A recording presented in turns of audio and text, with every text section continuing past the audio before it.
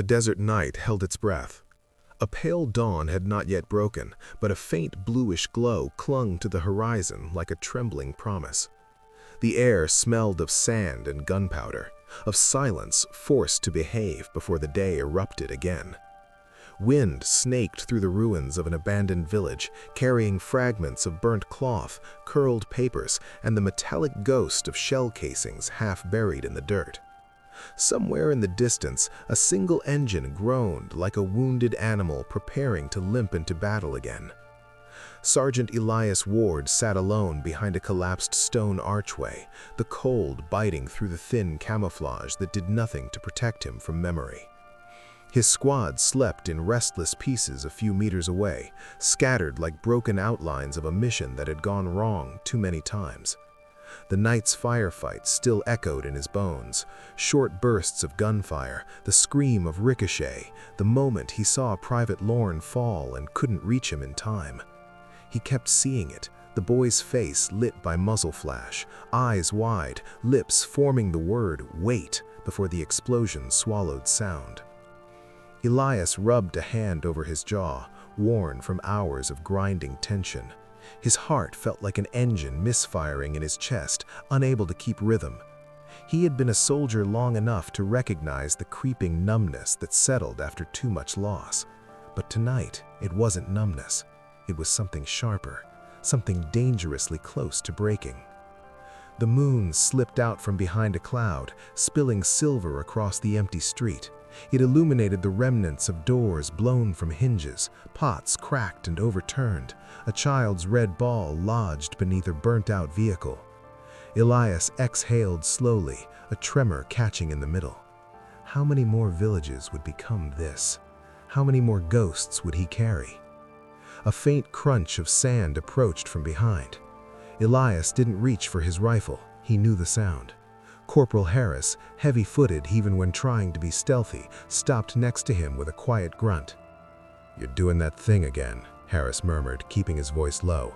"The staring into the abyss thing." Elias didn't look away from the horizon. Maybe the abyss started staring back. Harris shifted, uncomfortable with emotions he didn't know how to manage. "We move at first light. Commander says intel confirmed rebel movement east of here. We cut through the ravine and regroup with Alpha Team." Elias nodded but said nothing. "Get at least some rest," Harris added gently. "You can't carry all of it alone." "Yes, I can," Elias wanted to say. "If I don't, who will?" But he simply nodded again. Harris hesitated, then walked back, his silhouette absorbed by shadow. When Elias stood, stretching the stiffness from his limbs, a flicker of movement caught his eye, something soft, out of place, fluttering on the far side of the street. The wind shifted, carrying a whisper of color, deep blue fabric, a scarf. It hung from one of the cracked window frames, swaying like a quiet heartbeat. He frowned. Civilians hadn't been reported in this area for days. Cautious, he stepped forward. As he moved, the dawn finally broke. Light spilled across the ruins, washing everything in honeyed gold. The temperature rose with startling speed, turning each breath warm. The shadows retreated like frightened animals, revealing shapes and details Elias hadn't noticed. Handprints on the fallen wall, a clay cup still intact, and footprints, small ones, leading toward the old community well at the center of the village. His pulse quickened. Someone is here. With his rifle lowered but ready, Elias followed the prints. They veered around the half-destroyed fountain, past the charred steps of what might have been a school, until they ended near a broken arch draped in vines struggling to survive the war. A whisper of movement. Elias froze. A figure stepped out from behind the arch. A woman. She wore simple clothing stained with dust and soot, her dark hair disheveled, yet striking against the sun's new blaze. Her face was partially shadowed, but her eyes caught him like barbed wire wrapped in silk, wide, alert, trembling not with fear, but with defiance. A stranger's eyes that held a storm. Elias felt something in his chest shift, sharp and unexpected, as if his heart recognized something before his mind could analyze it. The woman clutched a small medical bag to her chest. A medic? A civilian doctor? He couldn't tell. She spoke first, voice steady, despite the danger lingering between them. "You're not supposed to be here." Her English carried the soft lilt of the region, shaped by both sand and sorrow. Elias kept his tone calm. "Neither are you." "I'm not leaving," she said. "There are wounded people here. They need help." A rush of wind swept between them, swirling dust around their boots. Elias saw the faint red stain on her sleeve. She had already treated someone this morning, or someone had bled on her during the night. "You're alone?" he asked. A pause. Then, "No." Her gaze darted toward the interior of a collapsed house. Elias followed her line of sight and noticed the faintest flicker of movement within the shadows. Children? Another adult? He couldn't be sure. The soldier in him tensed. The man in him softened. "I'm not here to harm anyone," he said, lowering his rifle completely. "But this area is still dangerous. We're moving out soon. If you have civilians, we can get them to—" "No," her voice cut like glass. "Your arrival already put them in danger." Her words hit him harder than expected, not because she was wrong, but because her eyes, God, her eyes held no malice, only exhausted truth. "I'm trying to keep people alive," she whispered, "but every time soldiers come, someone ends up dying." Her voice wavered on the last word, and Elias saw a flash of grief, raw and buried deep within her, as if she were fighting not to drown in it. Before he could answer, a sharp crack split the air. A single shot. Instinct flung Elias into motion. He lunged forward, shielding her as a bullet ricocheted off the stone behind them, sending fragments flying. The sound ripped across the ruins, tearing the fragile calm to shreds. The woman gasped, startled but not screaming, as Elias pulled her down behind the fallen wall. Her breath hitched against his shoulder, her heart hammered against his chest.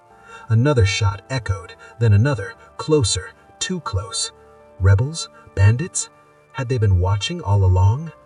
Elias raised his head for a quick scan and spotted movement along the rooftops, shadows leaping like hunters. "Stay down," he muttered. The woman grabbed his arm.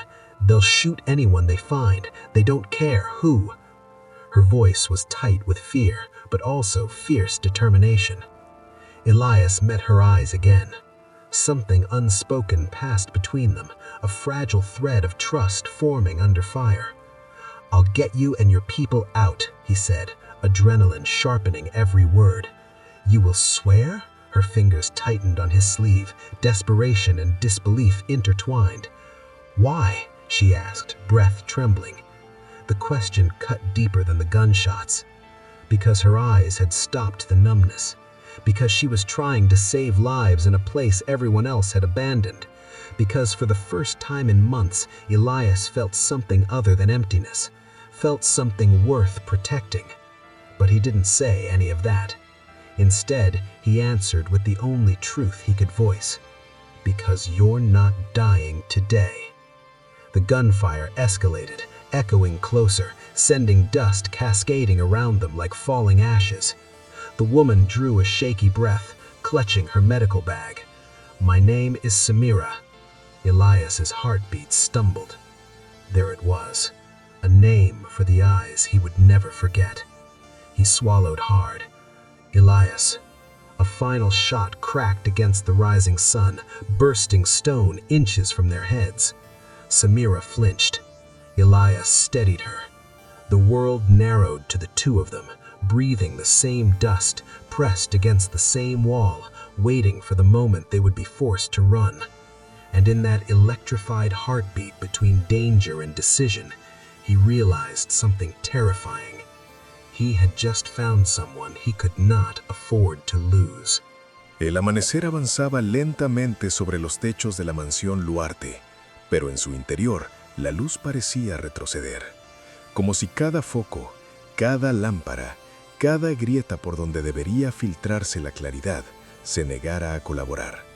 Era como si la casa supiera que algo estaba fuera de lugar y por instinto cerrara los ojos.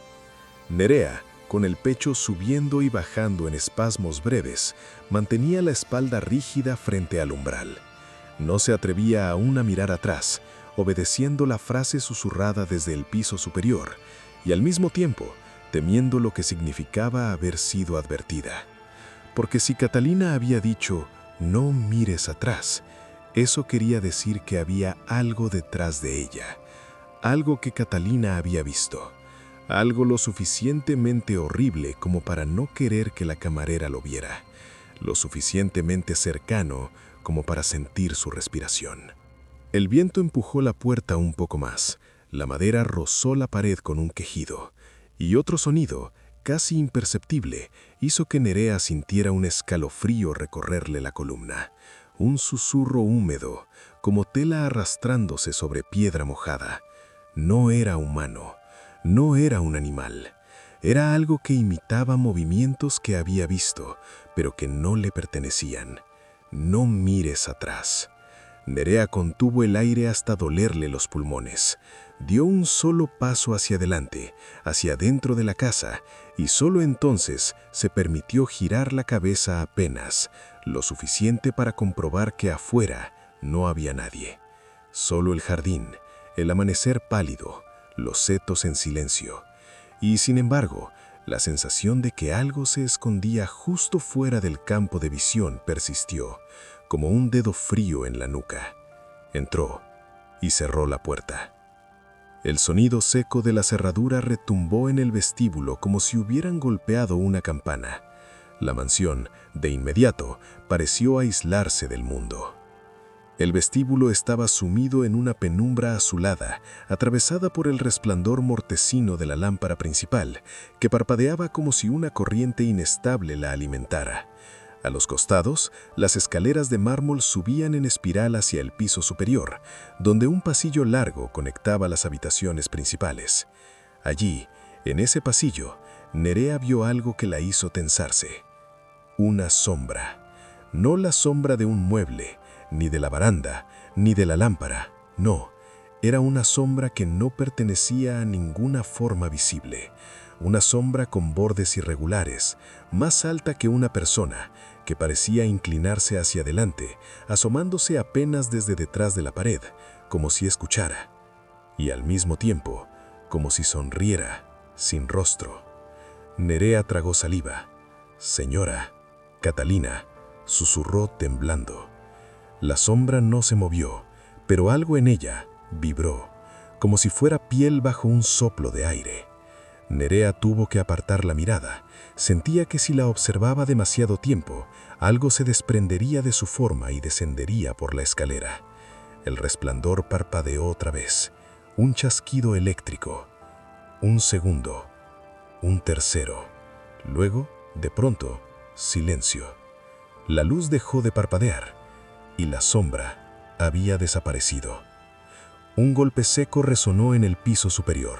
No un golpe fuerte, sino algo más macabro, algo parecido al sonido de un cuerpo pequeño deslizándose sobre alfombra. Nerea subió las escaleras con pasos lentos, obligándose a no correr. El aire estaba frío, demasiado frío para una mañana de abril. Cada escalón parecía más empinado que el anterior.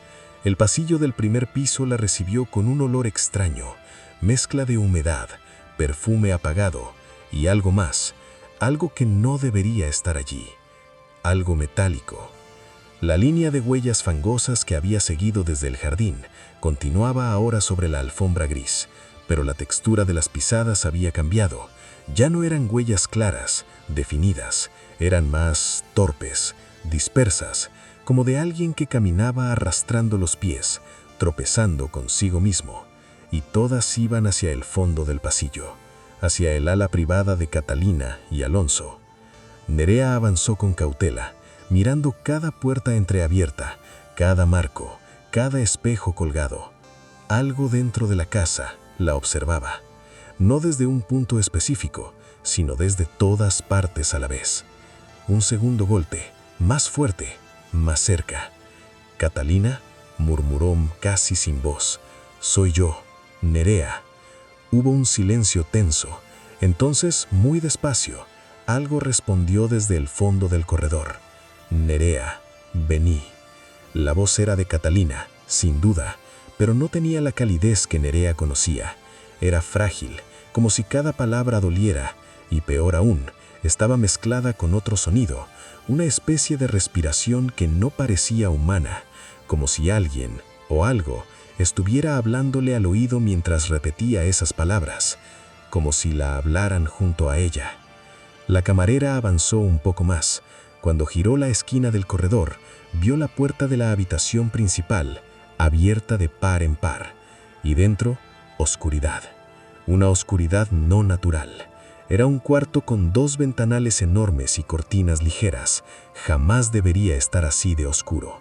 Incluso con las luces apagadas, debía haber claridad suficiente para ver el contorno de los muebles, pero allí no. Allí la oscuridad parecía colgar en el aire, espeso como una tela húmeda, y se movía, despacito, como respirando. El corazón de Nerea golpeó con fuerza. «Catalina», llamó otra vez. Entonces, un sonido emergió desde el interior del cuarto, un sollozo breve, uno real, humano. Nerea entró. El aire estaba helado, y allí, al fondo, vio un destello. No un brillo, no una luz, sino el destello del reflejo de pupilas en la oscuridad. Humanas. Catalina estaba escondida detrás de la cama, temblando. «Señora», susurró Nerea, arrodillándose a su lado. «Estoy acá, vine a ayudarla». Catalina levantó la cabeza con lentitud, y Nerea sintió un nudo en la garganta al ver su estado. La piel pálida como papel, los labios partidos, los ojos abiertos de par en par, dilatados por un terror feroz. «No tenías que entrar», dijo Catalina con una voz rota. «¿Qué pasó? ¿Quién?» Catalina la agarró del brazo con una fuerza desesperada. «No lo mires, no lo busques. Él no necesita puertas, no necesita luz. Vive donde hay rincones, donde la casa respira». Nerea sintió un temblor en el piso. Su primer impulso fue mirar atrás, pero recordó la advertencia. «No mires atrás». Catalina respiró hondo, temblando. «Alonso», susurró con un hilo de voz. «Él cree que me fui, cree que escapé de él, cree que me abandonó. Pero no, Nerea, no. Yo corrí hacia afuera porque sabía que no podía detenerlo sola. Pero él me trajo de vuelta. Él siempre trae de vuelta a los que intentan salir». Nerea sintió que el estómago se le retorcía. «¿Quién? ¿Quién la trajo de vuelta?» Catalina abrió la boca para responder, pero se detuvo de golpe, porque la puerta detrás de Nerea, la que había dejado completamente abierta, comenzó a cerrarse sola, muy despacio, casi con delicadeza, pero sin que nadie la tocara. El aire se congeló. Catalina soltó un sollozo ahogado.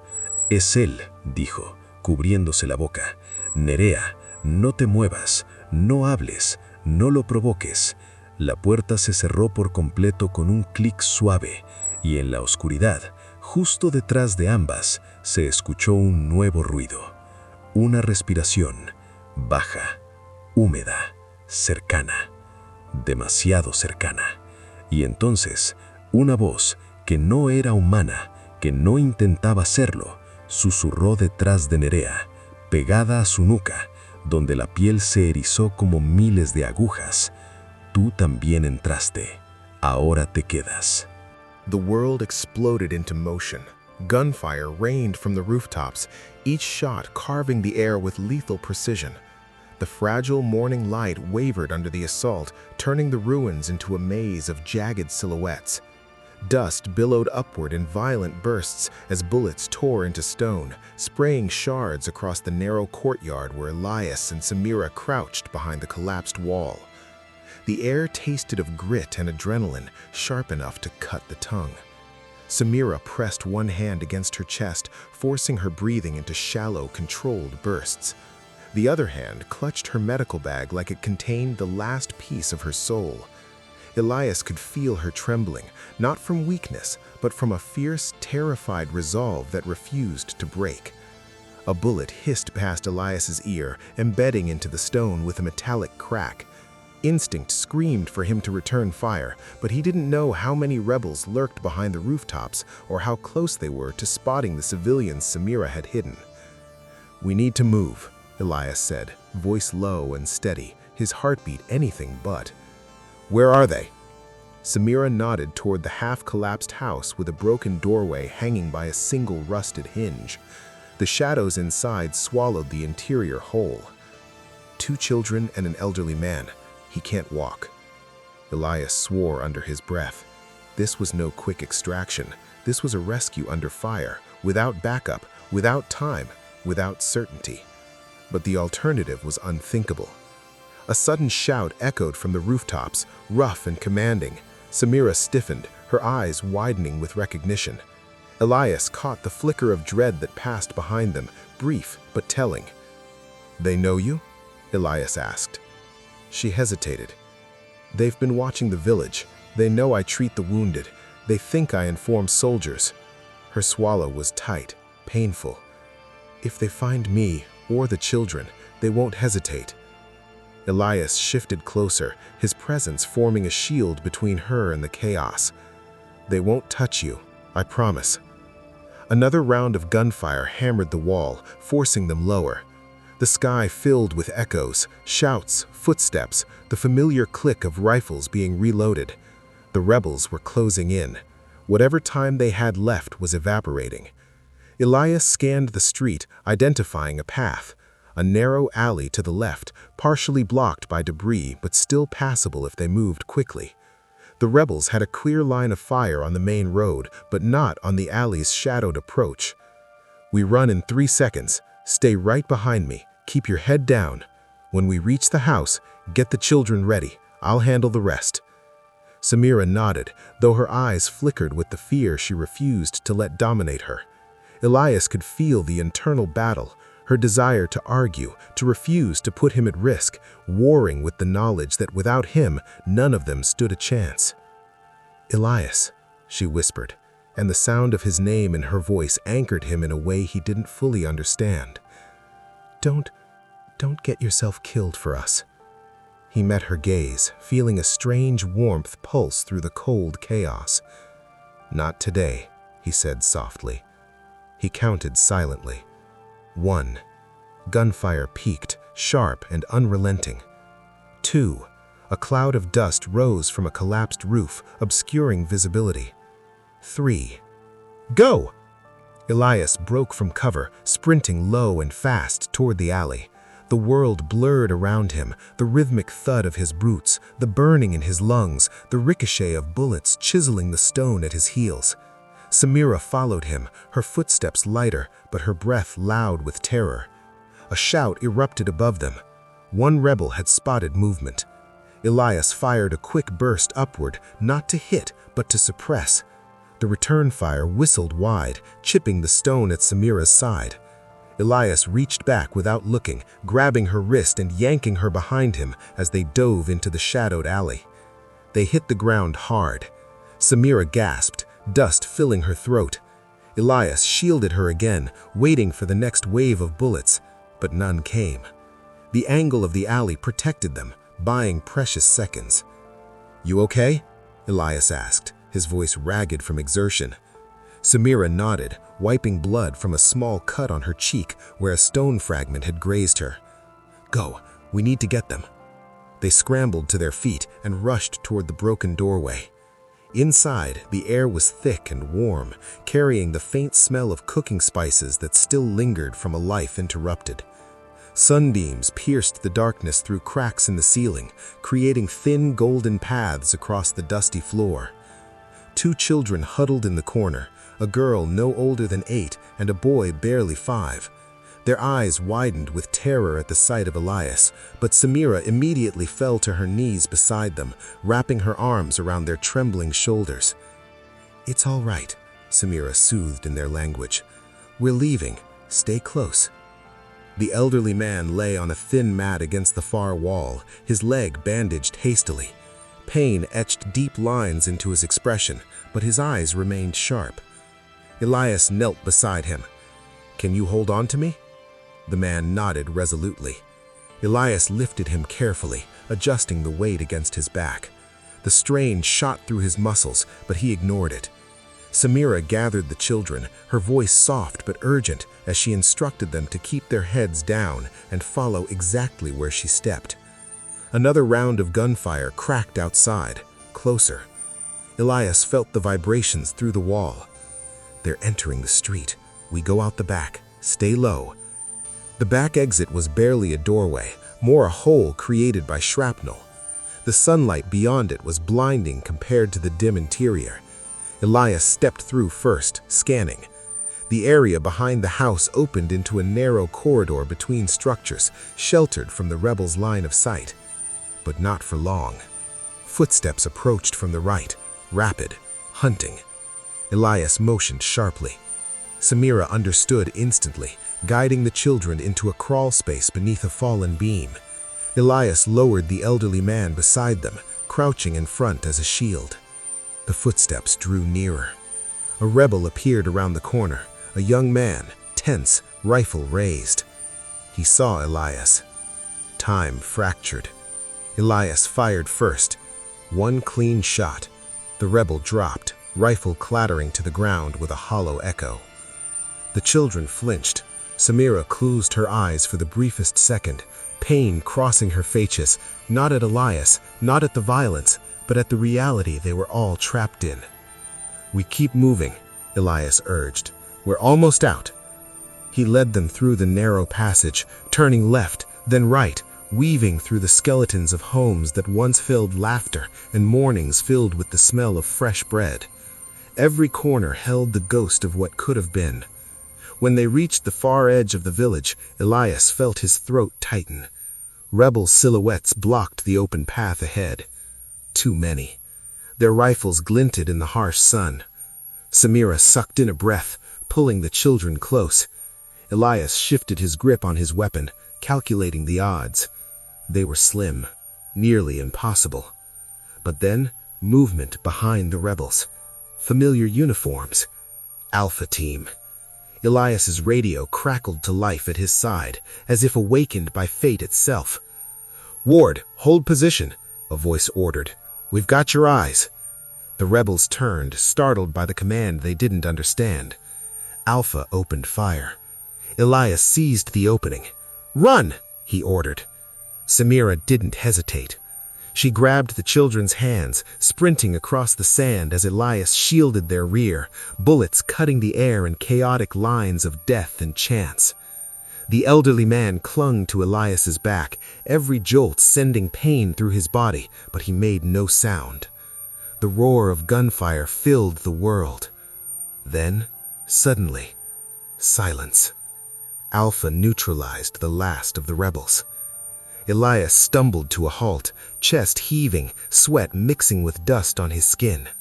Samira collapsed to her knees beside the children, pulling them into her arms. Tears glimmered in her eyes, not from fear, but from overwhelming relief. Elias removed his helmet, letting the scorching wind hit his face. For the first time since dawn, he allowed himself a slow, trembling exhale. Samira looked up at him. Their eyes met. Something unspoken shifted again, deeper this time. "You kept your promise," she whispered. Elias swallowed hard. "I intend to keep the next one too." She frowned slightly. "The next one?" "That I'll get you all out alive." Her lips parted, as if she wanted to argue, to push him away for his own sake, but the words never came. Instead, she looked at him with a mixture of gratitude and disbelief, a look that warmed something inside him so abruptly it almost hurt. But before either of them could speak again, a distant explosion rolled across the horizon, shaking the ground beneath their feet. Samira flinched. Elias's expression hardened. The war had found them again, and something darker, something aimed, was coming their way. El aliento de Nerea se convirtió en una nube blanca frente a su cara. No era una metáfora. El aire dentro de la habitación estaba tan helado que cada exhalación dejaba una breve pluma de vapor antes de disolverse en la oscuridad densa. La frase seguía pegada a su nuca como un dedo frío. Tú también entraste. Ahora te quedas. La voz no había sonado dentro de su cabeza. No era un pensamiento, no era un miedo.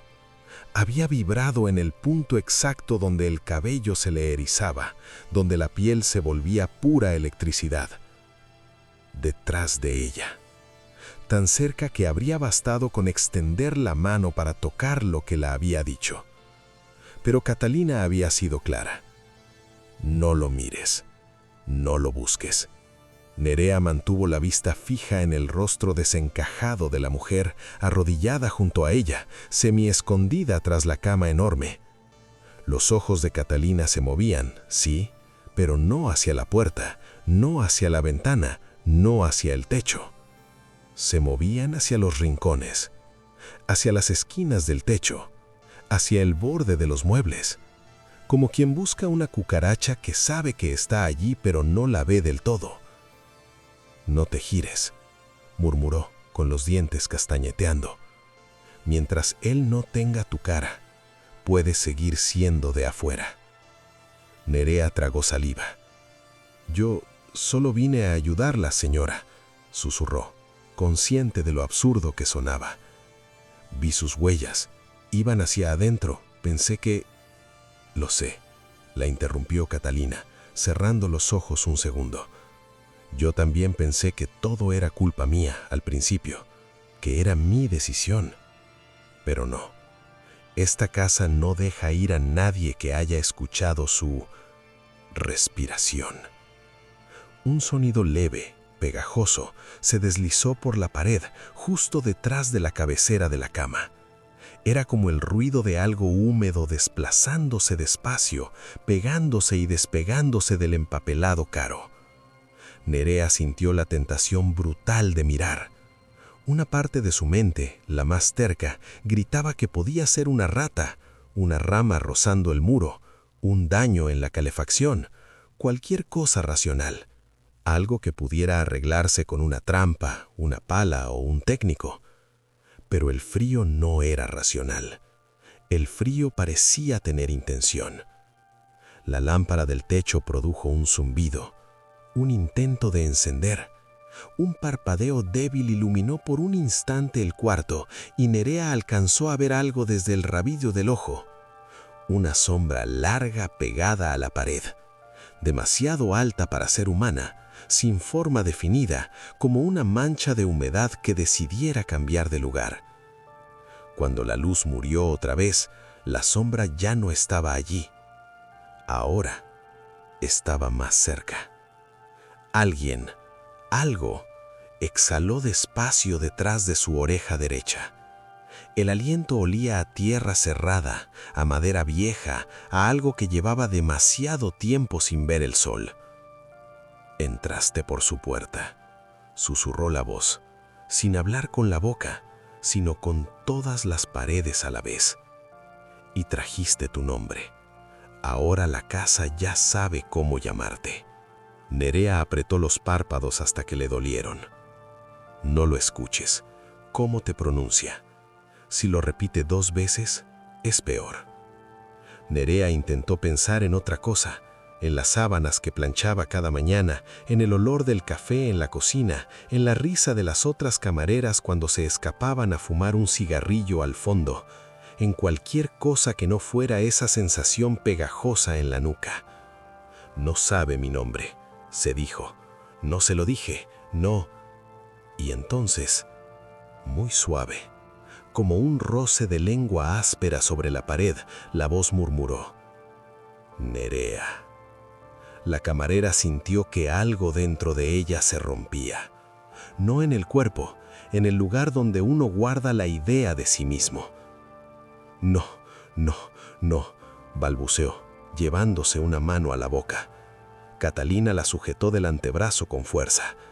No le respondas, no le respondas, insistió, los ojos desorbitados. Si lo niegas, si dices no soy yo, se enoja. Si le seguís la corriente, se queda. El silencio volvió, pesado, expectante. Nerea sintió que las lágrimas le ardían detrás de los ojos. Entonces, desde el otro lado de la casa, repercutió un sonido distinto. Un portazo fuerte, una voz masculina elevándose, órdenes secas, pasos rápidos sobre mármol. El mundo racional estaba despertando. En el despacho, en la planta baja, Alonso Luarte golpeó la mesa con tanta fuerza que una de las tazas de café vibró hasta el borde del plato. ¿Me estás diciendo que salió de la habitación, cruzó el jardín, llegó al muro y luego nadie la vio más?, vociferó, mirando a la pantalla de seguridad como si quisiera atravesarla. El jefe de seguridad, Damián, tragó saliva. Tenía 42 años, mirada cansada y una barba incipiente que esa mañana no había tenido tiempo de afeitar. Sus dedos bailaban sobre el teclado, retrocediendo, avanzando, cambiando ángulos de las cámaras. En la pantalla, la imagen en blanco y negro mostraba el jardín oriental bajo la lluvia de la noche anterior. Una figura femenina cruzaba descalza el césped, la bata demasiado clara bajo la oscuridad artificial. El cabello suelto caía como una mancha negra sobre los hombros. Catalina. Alonso no pudo evitar un pinchazo en el pecho al verla inclinarse un momento, como si dudara. El tiempo parecía estirarse en ese gesto. 1 segundo, 2, 3. «Amplía», ordenó. Damián obedeció. El rostro de Catalina se volvió una máscara borrosa en la pantalla, pero algo se distinguía. La mirada. No era la expresión altiva y medida que llevaba en los eventos. Era la mirada de alguien que ya ha decidido algo terrible. Catalina avanzó hacia el borde del jardín y entonces la imagen falló. No se cortó por completo, no se volvió negra, simplemente se arrugó, se distorsionó, como si todos los píxeles se hubieran estirado y retorcido al mismo tiempo. La figura de Catalina se alargó un instante, volviéndose una mancha vertical que ya no tenía forma humana. Damián retrocedió el video fotograma a fotograma. La deformidad seguía allí. «Eso no», susurró Damián, sintiendo cómo la piel se le erizaba. «Eso no puede pasar. Es una falla. El algoritmo es... Las palabras se le rompieron en la boca, porque la siguiente huella no iba hacia el muro, iba hacia la casa. Fotograma a fotograma, las pisadas seguían el camino inverso.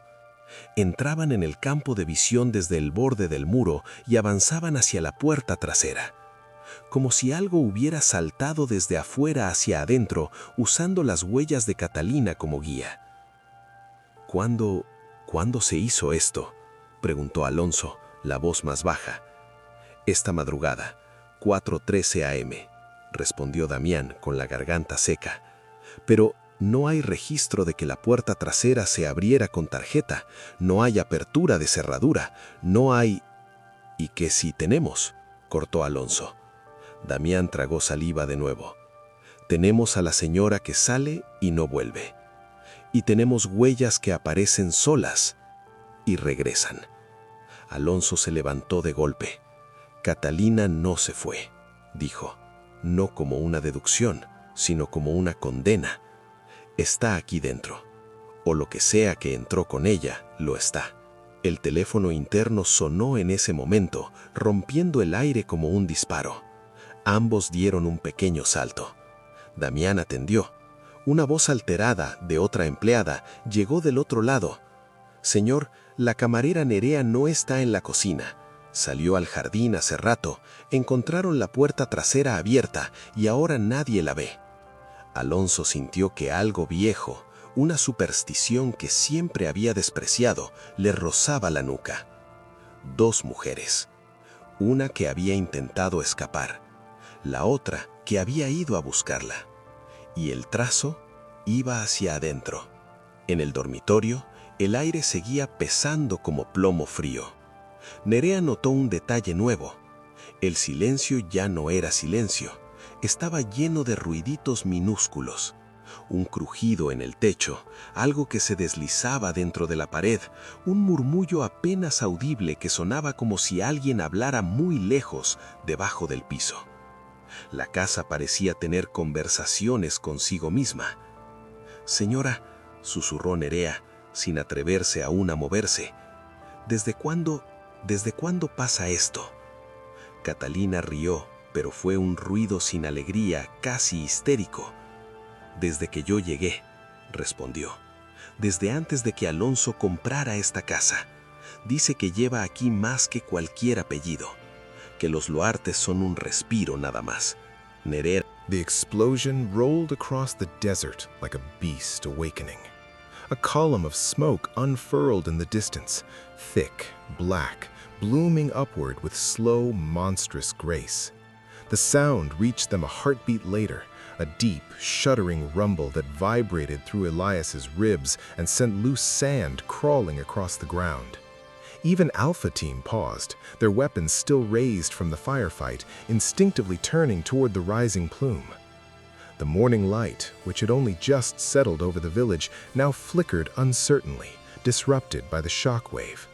The air smelled of burning fuel and scorched earth, a scent too familiar, too close. Samira's hand flew to her mouth. The children clung to her, their wide eyes reflecting the advancing darkness. Elias focused on the plume, calculating distance, direction, and the sickening possibilities. That wasn't random. Someone targeted something important. Lieutenant Vega of Alpha jogged toward him, his face streaked with sweat and grime. "Ward, report." "Rebels hit us from the rooftops," Elias said. "We found civilians, an elderly man, 2 kids, and Samira. They were hiding in the ruins." Vega nodded once. "Good work." Then his gaze shifted toward the distant plume. "Command says that explosion came from a convoy carrying humanitarian supplies. They think the rebels wanted to draw us out or cut off escape routes." Samira's breath hitched at the word convoy. Her expression darkened with anger, quiet, controlled, but potent. "They target aid now. Of course they do." Her shoulders trembled, though she forced them steady. Elias recognized that kind of trembling, built not from fear, but from fury, sharpened by grief and exhaustion. The elderly man on Elias's back groaned softly. Elias gently lowered him onto a medic's stretcher. Samira moved immediately to his side, checking his leg, murmuring reassurance in her native language. Her hands were steady despite the chaos, and the children calmed just by touching her sleeve. Elias watched her with a tightening sensation in his chest. She had risked everything to save these people. She had remained in the ruins long after everyone else fled. She fought without a weapon, but with more courage than many soldiers he'd known. And he knew with a sudden, unnerving clarity that if anything happened to her, something inside him would break. Vega's voice snapped him back. "Ward, we need to move. That plume is too close to our evac route. If rebels set it as a diversion, they're planning a second strike." Elias straightened. "We take the civilians with us." "Of course we do," Vega said, giving him a sharp look. "But we need to pick up the pace."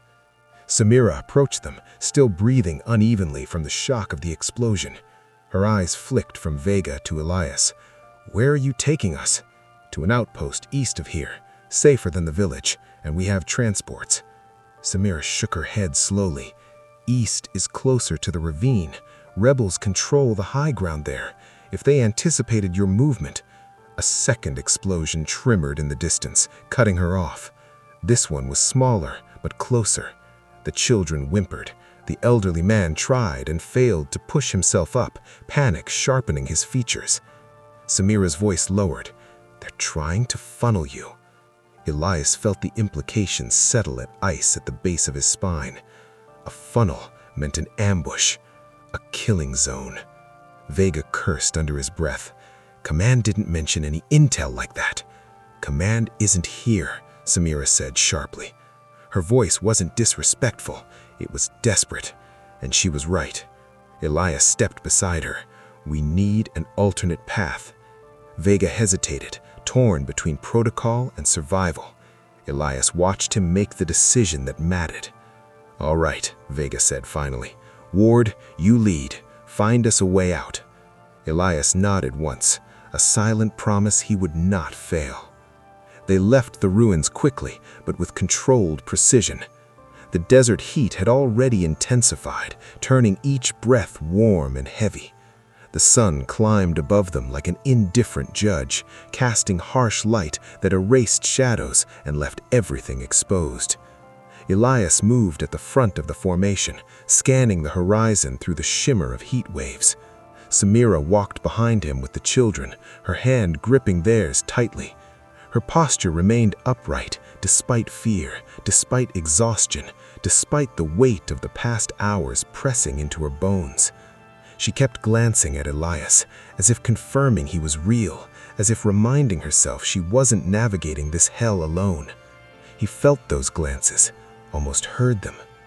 They entered a stretch of fractured terrain, jagged rock formations sculpted by centuries of wind.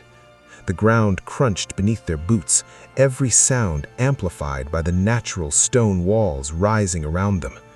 A faint tremor shook the earth. Samira stiffened. They're moving vehicles. Elias heard it now too, the distant growl of engines echoing between the rocks. "Ward, we need to get higher ground, or at least find cover, if they follow the ridge." But before he could finish, the sound grew louder, too loud, too fast. Samira grabbed his arm, her voice barely a whisper. "Elias, there!" She pointed to the ridge above. Silhouettes. Dozens. Snipers. Spotters. Rebels lining the ridge like vultures, waiting for the moment the desert would give them a corpse. Vega swore under his breath. "We walked right into it. No, not if we move now." He scanned the surroundings. The only possible cover was a cluster of boulders half buried in sand, about 20 meters ahead. Beyond them, a descending slope led into another narrow canyon. It wasn't ideal, it wasn't safe, but it was the only chance. "Run!" Elias barked. The civilians sprinted first, Samira pulling the children, Vega pushing the stretcher with the medic's help. The ridge erupted with gunfire, bullets raining like steel hail. The first shots shattered rock near Elias's feet, spraying sand into the air. He fired back blindly, not to hit, but to disrupt their aim. Samira stumbled as the boy nearly fell. Elias reached her in 2 strides, his hand pressing firmly against her back to steady her. "Keep going, don't look back." Her breath broke, but she ran. The barrage intensified. Bullets snapped overhead, ricocheting in sparks of death. Elias felt one graze his shoulder, a hot, slicing sting, but he didn't slow. They reached the boulders, diving behind them. The children cried. The elderly man clung to the stretcher with trembling fingers. Samira pressed their heads down, shielding them with her own body.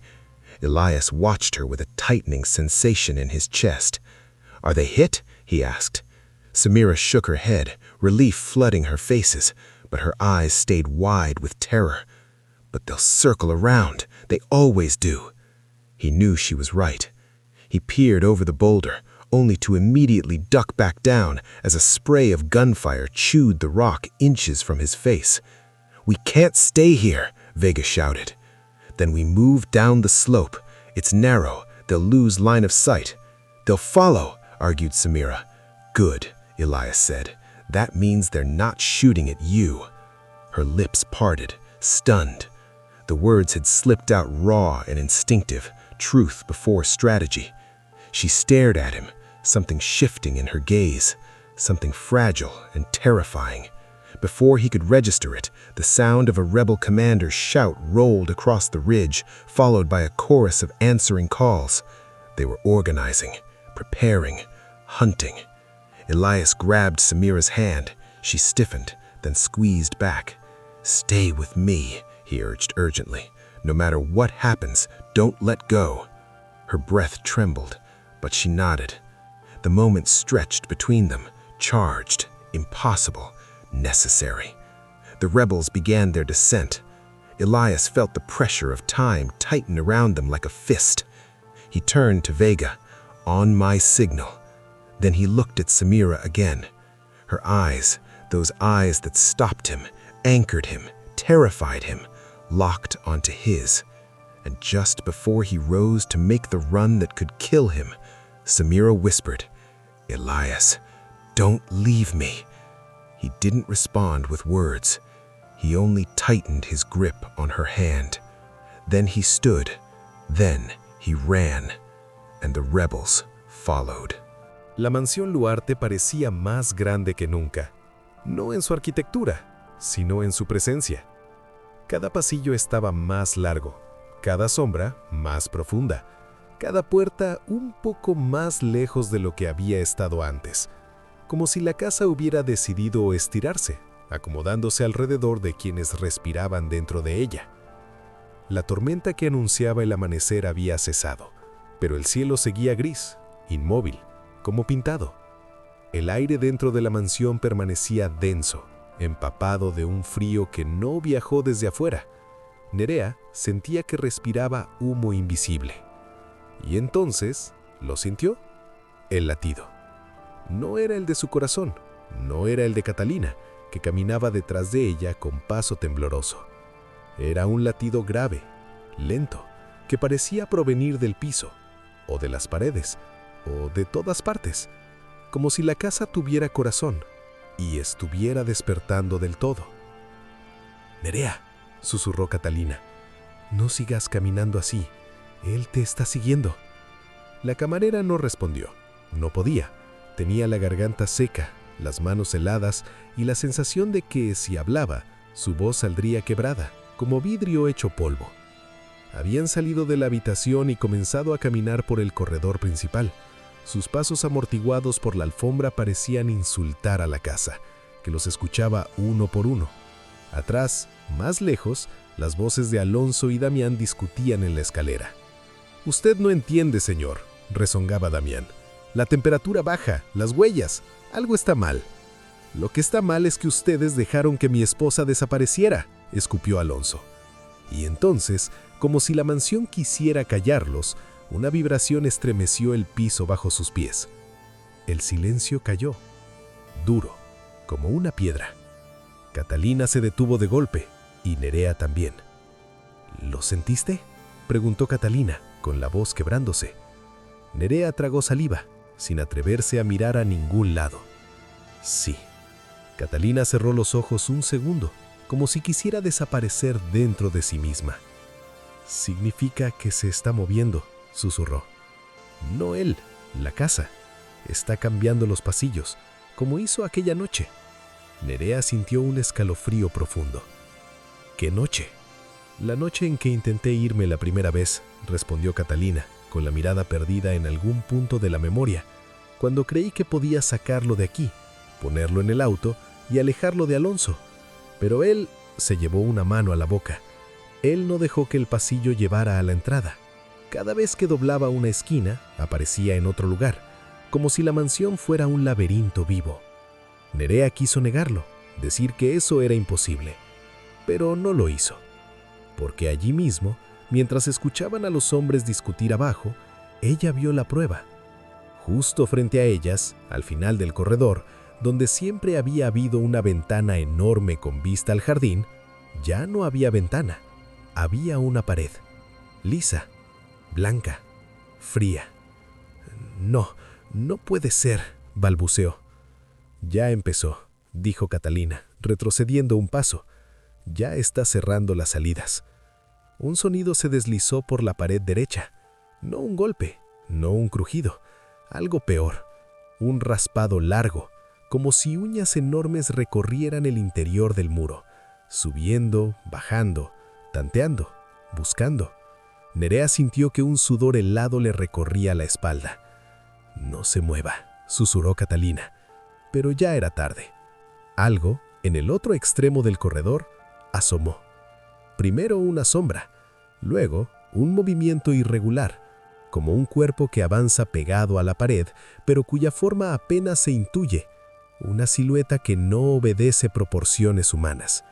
Y entonces, desde las profundidades del pasillo torcido, una voz habló.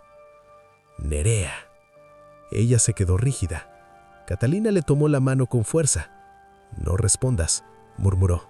«Si respondes, él te va a seguir hasta que no quede nada de vos. No voltees, no lo mires directamente, no le des forma». Pero la voz insistió.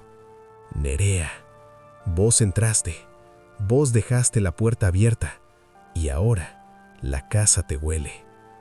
La camarera sintió lágrimas arderle en los ojos. «¿Qué quiere?», murmuró Nerea, casi sin aire. Catalina la miró con un terror que ya no intentaba esconder. Que nadie recuerde a él sin pagar, y que nadie se vaya sin dejar algo atrás. Un grito subió desde la planta baja. «¡Catalina! ¡Nerea! ¿Dónde están?». El pánico se apoderó del corredor. La presencia en la pared se deslizó hacia la izquierda, como si se preparara para interceptar al magnate. La sombra, alargándose, creciendo, ocupando espacio. «Tenemos que movernos, ahora», dijo Catalina. Catalina negó con la cabeza, desesperada. «No hay a dónde ir. La casa ya eligió». «¿Eligió qué?». Catalina la miró con ojos enrojecidos. «A quien va a dejar quedarse y a quien va a devorar». Un nuevo golpe sonó. Esta vez en la puerta más cercana. Un puño. Un hombre. Alonso. Pero cuando la segunda embestida llegó, la voz que respondió desde adentro no fue humana. «No entres». Alonso se quedó quieto al otro lado. «¿Catalina?», preguntó confundido. La entidad respondió. No imitó su voz, no imitó la de Nerea, no imitó la de nadie. Usó una voz que no tenía origen. «Ya no». Catalina soltó un aliento trémulo. «No le abras», pidió a Nerea, «porque si entra, él nos va a encerrar juntos para siempre». Entonces, todo ocurrió al mismo tiempo. La puerta del corredor se abrió sola. Las luces explotaron. Un viento helado recorrió el corredor, arrancando papeles, moviendo los cortinados, haciéndolos ondear como telas funerarias. Y la casa habló. Sí, habló. No con una voz, con todas. Con crujidos, golpes, exhalaciones, vibraciones en la madera, susurros en los cables. Una frase se formó en ese caos. «Nadie sale». Catalina se encogió contra la pared, temblando. «Él te quiere a ti y quiere a Alonso. Yo ya tuve mi turno». «¿Turno para qué?», preguntó Nerea, a punto de quebrarse.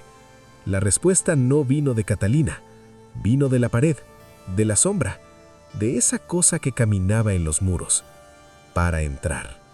La sombra se estiró, bajó del muro como un líquido oscuro, tomó forma de brazos demasiado largos, piernas que no doblaban donde deberían, un cuerpo que se sostenía de manera improbable, como un muñeco deformado que recordaba mal cómo caminar.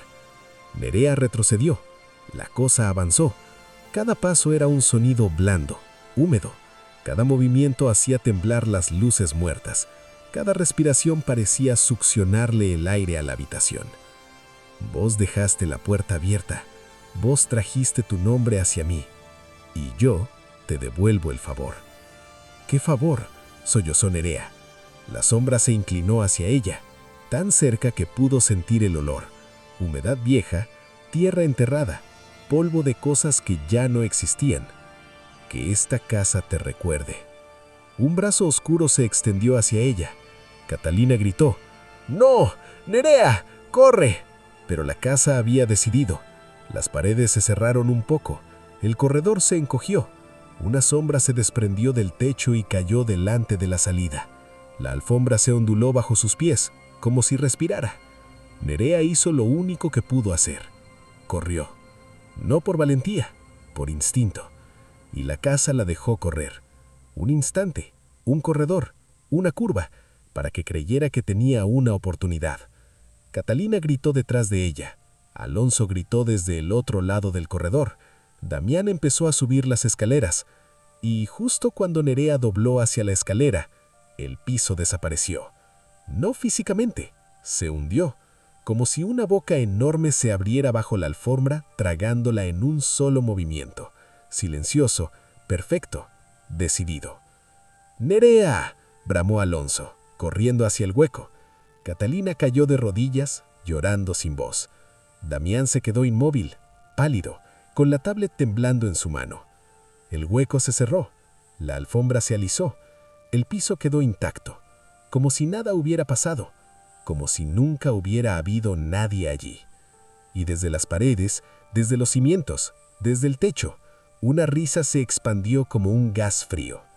No era humana, no era feliz, era satisfecha.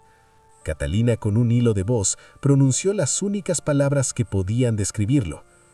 Ya la tomó, ya la eligió. La casa ya tiene nombre nuevo. Alonso cayó sentado en el suelo, con el rostro desencajado, sin comprender. ¿Dónde está?, susurró. Catalina lo miró, y su respuesta fue un susurro helado. Dentro. La mansión Luarte respiró hondo, como si acabara de alimentarse después de años de hambre. Y desde algún lugar muy profundo, muy oscuro, Nerea abrió los ojos, y la casa abrió los suyos con ella. Fin. The world became a single, violent motion. Elias burst from behind the boulders, dragging Samira with him as Alpha Team shepherded the civilians down the precarious slope. The sun had climbed higher, turning the desert into a shimmering furnace. Heat warped the horizon, twisting the rebel silhouettes into distorted, predatory shapes as they surged down the ridge in pursuit. Gunfire erupted behind them, sharp, merciless, echoing between the stone walls in a deafening cascade. The slope was steep and uneven, littered with crumbling rocks that shifted underfoot. Sand sprayed with every step, sliding treacherously beneath Elias's boots. The air stung with dust and the metallic tang of gunpowder. Samira stumbled once, her hand tightening around his with a panicked jerk. "I've got you," Elias said, breathless but firm. She nodded, but fear flickered behind her eyes. Fear not of dying, but of failing to protect the children running just ahead of her, their small legs scrambling to keep pace with Vega's team. A bullet struck the rock beside them, sending shards flying. Samira cried out as a fragment grazed her forearm, slicing a thin, bright line across her skin. Elias pulled her closer, shielding her with his body as they pressed onward. Behind them, rebel voices thundered down the ridge, commands barked in harsh tones, the kind that spoke of bloodlust rather than strategy. Shadows leapt across the slopes as the rebels closed the distance with terrifying speed. The slope narrowed sharply, funneling them into a twisting descent that snaked between towering stone walls. The rocks rose so high they blocked out the sun for moments at a time, plunging the group into alternating bursts of blinding light and suffocating shadow. The disorienting rhythm made Samira hesitate. Elias squeezed her hand again. "Don't stop," he urged. "Not here." Her breath hitched. "They're too close." "Then we make them closer on our terms." He didn't know if that was courage or madness, maybe a blend of both, but Samira's eyes flashed with something like trust before she forced her legs to move again. Vega shouted from below, "Ward, incoming right flank!" Elias turned just in time to see 3 rebels emerging from a crevice in the rock, rifles raised. The passage ahead bottlenecked dangerously, too narrow for the entire group to pass without slowing. No time. Elias shoved Samira toward Vega. "Go!"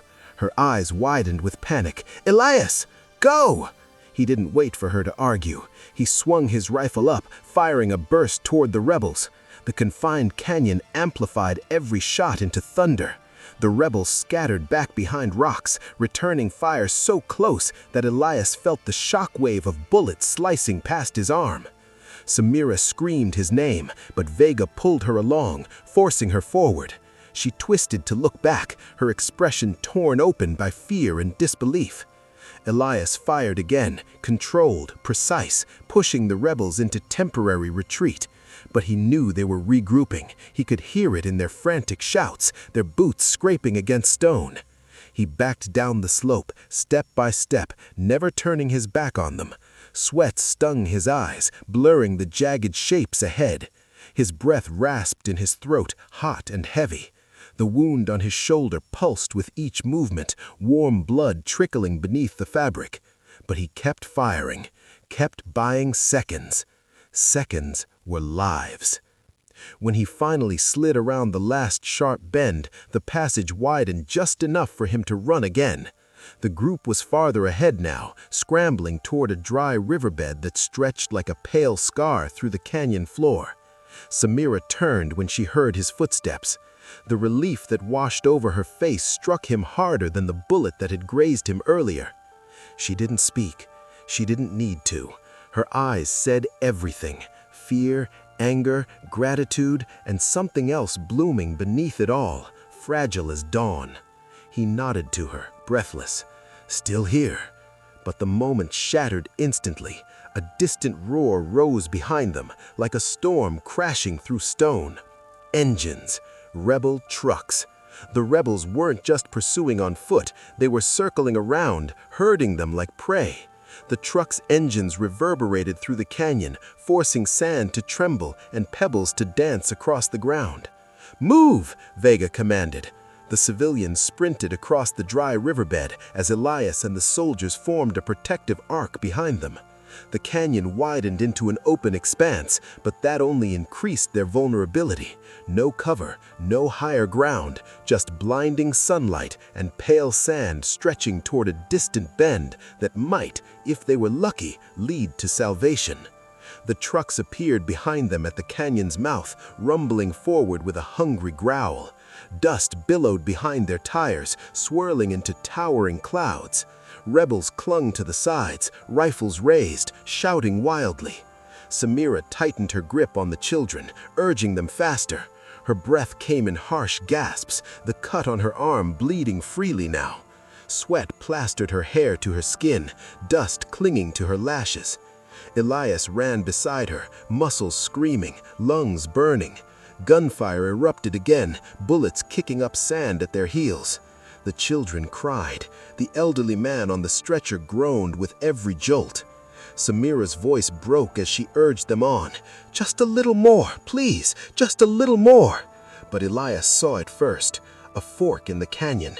Left, a narrow passage, half collapsed but offering cover. Right, open ground, faster to cross, but exposed. The trucks were gaining. They'd reach the fork within seconds. Elias grabbed Vega's arm. "Left!" Vega nodded, steering the civilians sharply toward the narrow fissure.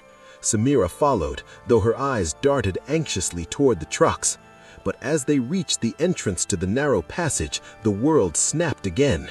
A rebel climbed onto the truck's roof and raised something metallic, something Elias recognized too late: a grenade launcher. The arc arced in a perfect, horrifying trajectory. Elias reacted on instinct. He grabbed Samira, yanking her against him as he twisted his body between her and the explosion. The blast struck the canyon wall just behind them. The world erupted in a violent roar. Fire, dust, stone. The shockwave knocked Elias off his feet, slamming him to the ground with Samira beneath him. Her scream was muffled by the deafening rumble. The air filled with a choking storm of dust and debris. The ground trembled violently. A section of the canyon wall collapsed, sending rocks crashing like thunder around them. Elias shielded her with everything he had, arms locked around her body, trying to absorb the impact that felt like the earth itself trying to crush them. When the dust finally settled, a suffocating silence fell. Samira coughed, shaking uncontrollably. Elias forced himself upright, pain lancing through his shoulder. He brushed dust from her face with trembling fingers. "You're alive," he breathed, breathless but firm. She opened her eyes, glassy, terrified, but alive. "Elias, you—" He shook his head. "I'm fine. We have to move, now." Behind them, the blast had collapsed part of the canyon entrance, sealing off the trucks temporarily, but not for long.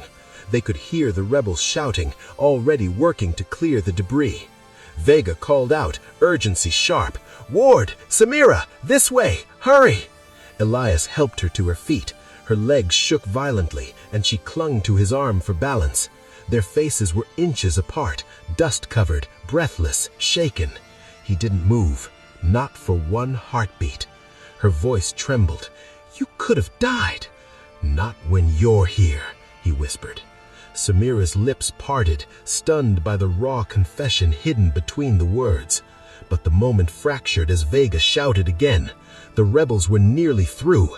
Elias took Samira's hand, firmly, unmistakably. "Stay with me," he said again. This time she didn't hesitate. "I'm not letting go." Together, they ran toward the darkness of the narrow passage as the rebels broke through the debris with renewed fury. And somewhere deep inside him, not in the part that knew battle, but in the part that had forgotten how to feel, Elias realized something terrifying. He wasn't running from the war anymore. He was running for her. The narrow passage swallowed them whole. Darkness pressed in as Elias pulled Samira deeper into the fissure, the stone walls tightening like the throat of some ancient beast. Their footsteps echoed unevenly along the jagged floor, mingling with the frantic breaths of the children and the strained groans of the elderly man carried by two Alpha soldiers. Dust floated in the air like ash suspended mid-fall, stirred by each hurried step. Outside, the rebels' shouts reverberated through the canyon, muffled but menacing, like wolves snarling just beyond the edge of firelight. Samira glanced back, her eyes still wide from the blast. The trembling of her hands had not fully subsided. Elias noticed, even in the dim light, the way her fingers curled inward as though gripping invisible fear. "You're safe," Elias whispered, slowing enough to fall beside her. "You're with us now." She shook her head faintly, breath catching. "Safe doesn't exist out here." Her words cut deeper than the wound burning on Elias's shoulder. The passage twisted sharply left, then right, forcing them into single file again. The air cooled as they descended, brushing against their skin with an unexpected gentleness, like a ghostly reminder that the world held softness even in war. Vega flicked on a small tactical light, its white beam slicing through the darkness.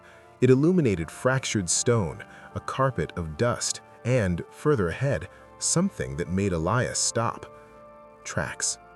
Footprints. Fresh. Small ones. Samira saw them too. Her breath stilled. Children. Several. Running barefoot. She pressed her hand to her lips. There were more survivors here. Elias tightened his grip on his rifle, and they ran this way. Vega crouched and inspected the prints. 2 adults, maybe 3, 6 kids at least. They were fleeing fast. Samira's voice softened into sorrow. They must have heard the fighting. The thought of children running terrified through these suffocating corridors twisted Elias's stomach. This place, this labyrinth of stone, was no shelter. It was a trap waiting to close. "We need to find them," Samira said suddenly, her urgency breaking through the exhaustion.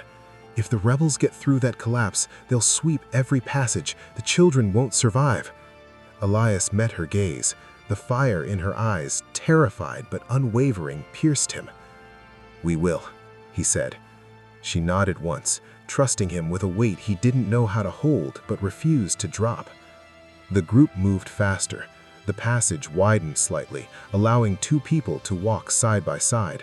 Above them, thin shafts of sunlight filtered through cracks in the ceiling, illuminating drifting dust in golden columns.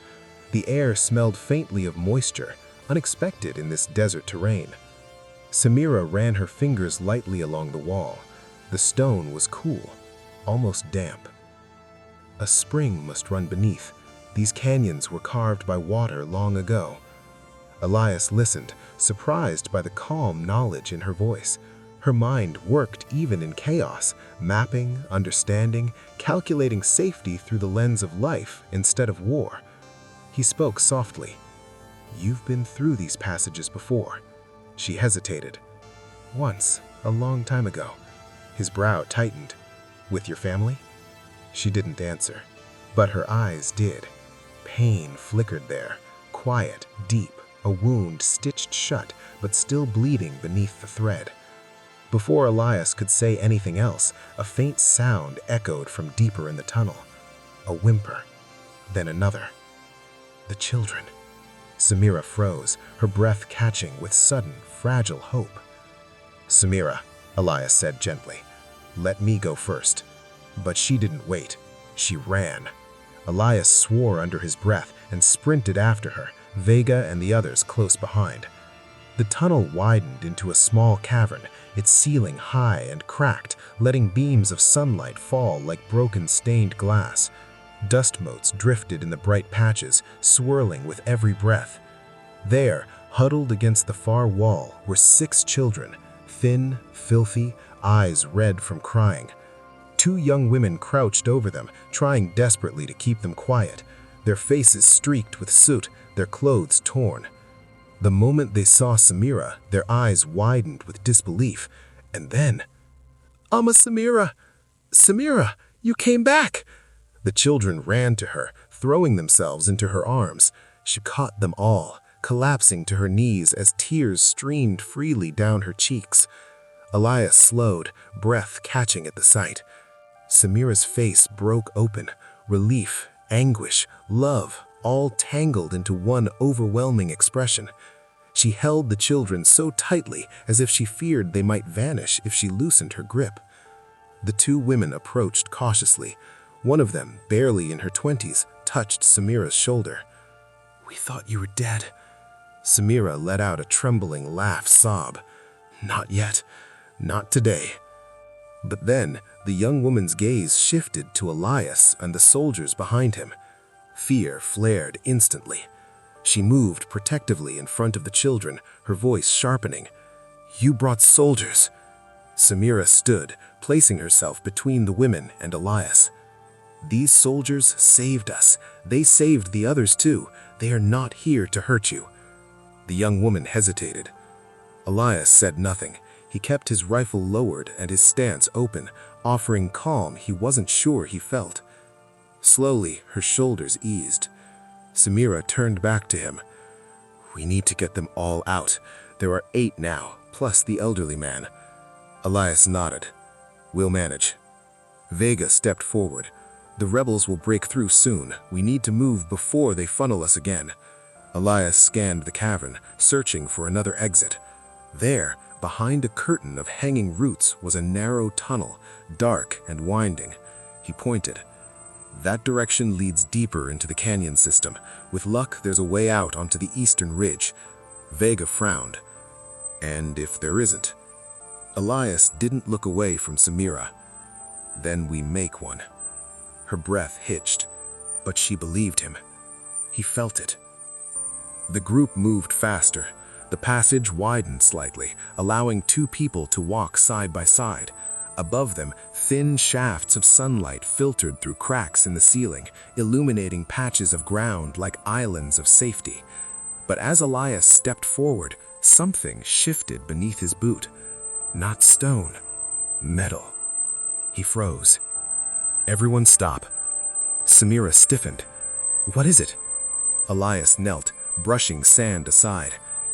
A landmine. Old, rusted, but still deadly. His heart pounded once, hard, loud, steady. He slowly rose, raising a hand. "Vega, this corridor is mined." Samira's eyes widened with horror as she clutched the child tighter. Vega cursed under his breath. "We can't go back, and we can't stand still." Elias turned, scanning the corridor. "There's a path." He pointed to the faint, irregular pattern of footprints weaving through the sand. "Someone crossed here recently. The survivors." Samira's voice softened into sorrow. "They must have heard the fighting." The thought of children running terrified through these suffocating corridors twisted Elias's stomach. This place, this labyrinth of stone, was no shelter. It was a trap waiting to close. "We need to find them," Samira said suddenly, her urgency breaking through the exhaustion. "If the rebels get through that collapse, they'll sweep every passage. The children won't survive." Elias met her gaze. The fire in her eyes, terrified but unwavering, pierced him. "We will," he said. She nodded once, trusting him with a weight he didn't know how to hold but refused to drop. Elias stepped on the first footprint, and the descent into danger began anew. But this time, it wasn't war he feared.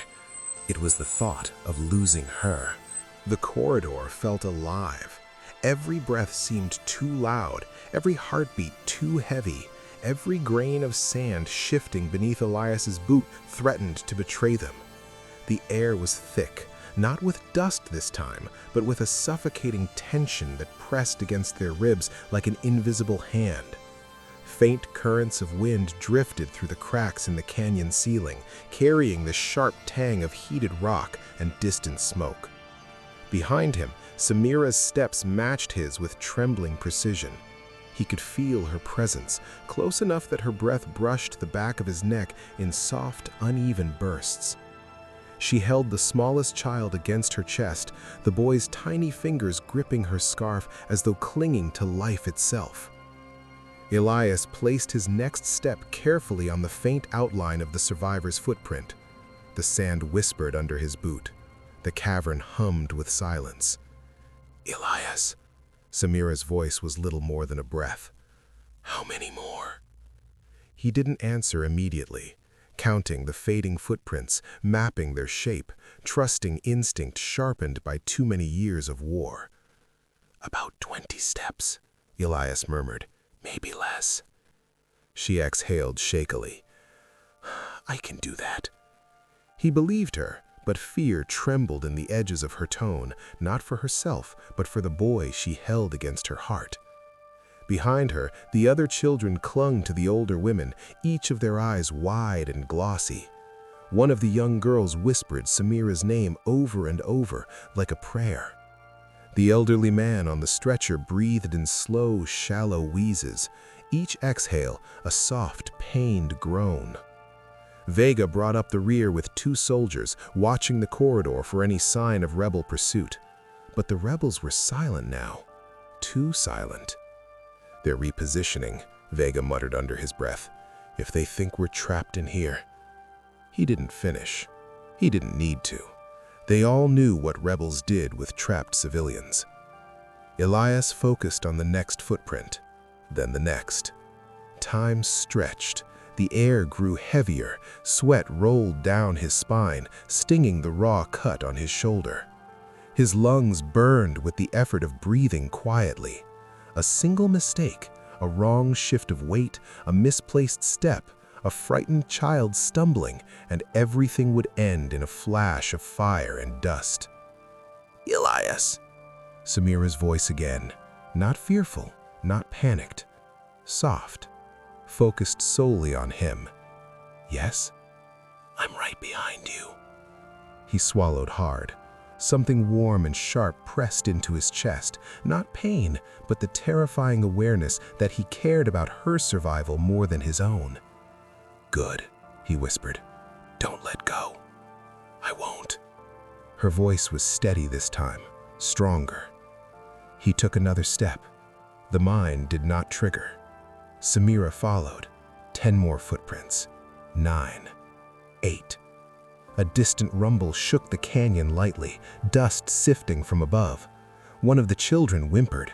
Samira whispered something soothing in her native language, her voice soft as silk brushing across stone. Elias listened to that voice and stepped again. 7. 6. 5. A child, a small girl, stumbled and cried out softly. The sound cracked through the cavern like a spark. "Don't move," Elias hissed, freezing instantly. Samira knelt carefully, shifting her weight only within the safe footprint. She touched the girl's cheek, wiping tears with thumb and whispering reassurance until the trembling stopped. Elias felt his chest tighten. Her gentleness was disarming in a place that had none. 4. 3. Light appeared ahead, faint, flickering, like the promise of a sunrise through fog. A breeze swept into the tunnel, cool and carrying a whisper of open air. "Almost there," Elias murmured. 2. 1. He stepped beyond the last marked print onto solid stone, safe ground. "Samira, it's clear. Come to me." She hesitated for one heartbeat. Then she stepped into the open and exhaled a trembling sob. Tears welled in her eyes, not of fear, but of release so sudden it nearly buckled her knees. Elias reached for her instinctively, steadying her with a hand on her arm. Her eyes met his. For a moment, the cavern disappeared. The war disappeared. The world disappeared. It was just them, alive, together. But Vega's voice shattered the moment. "Ward, we need to move now!" Elias blinked hard, nodding once before gently pulling Samira with him into the next chamber. The tunnel opened into a towering cavern lit by shafts of sunlight that poured through a jagged crack in the ceiling like golden waterfalls. Air flowed freely here, cool and fresh, carrying the faint scent of wild grass. The floor was flat stone mixed with scattered sand, a natural amphitheater carved by time. At the far end, a narrow climb led towards a slope bathed in bright daylight. Freedom. Elias felt hope surge through the group like a rising tide. But the moment was short-lived. The unmistakable crack of stone splitting echoed behind them. Rebels' voices carried through the corridor like a chilling howl. "They broke through," Vega growled. "Move!" Samira lifted the child higher in her arms, her face tightening with determination. Elias guided her towards the slope, placing himself between her and the sounds approaching behind them. The first bullets ricocheted into the cavern. Elias spun, firing calculated shots that forced the rebels to duck behind the tunnel walls. The soldiers joined him, forming a defensive line while the civilians climbed towards the sunlight. Samira looked back at him, not running, not until he moved. He shouted, "Go! I'll cover you!" She didn't budge. Her eyes locked onto his, fierce as fire and fragile as glass. "I'm not leaving you," she breathed voice. "Samira." But she shook her head violently. "No, not again. Not without you." The rebels stormed into the cavern. Elias grabbed her hand, and together they ran. Alpha soldiers covered them, firing controlled bursts that echoed like thunder across the stone. The rebels advanced relentlessly, shouting, bullets tearing into the cavern floor and walls. A soldier fell. Another dragged him back. Vega yelled for the civilians to keep moving. Samira stumbled once. Elias caught her instantly, pulling her up the slope, pushing her towards the growing light. They climbed the final stretch, and then sunlight hit their faces in a blinding wash of gold. Elias pulled Samira through the narrow exit, helping her onto the open ridge overlooking the vast desert below. The wind rushed over them, cool, powerful, filled with space and sky. The rebels would emerge any moment. Alpha soldiers burst through behind them, dragging the wounded and shielding the children. "Down the ridge," Vega commanded. "There's cover in the rock shelf." Elias turned to Samira, dust on her face, blood drying on her arm, eyes shining with fierce relief, and something deeper, something he was terrified to name. "You made it," he said softly. She stepped closer. "No," she whispered, voice trembling with truth. "We made it." The rebels' shouts grew louder behind them, bullets cracked against stone. Elias grabbed Samira's hand again, and she held it, tight, unyielding, as though letting go would tear something essential from her soul. As Alpha Team guided the civilians down the ridge, Elias and Samira ran side by side towards the sheltering rocks below. The war was still behind them, still around them, but for the first time since this nightmare began, they had survived together. And somewhere in Elias's chest, beneath the scars, beneath the soldier, beneath the numbness, something fragile and dangerous began to grow. Not hope, not yet, but the beginning of it. The fragile spark of a bond forged not in peace, but in fire. A bond that would not break, no matter what came next.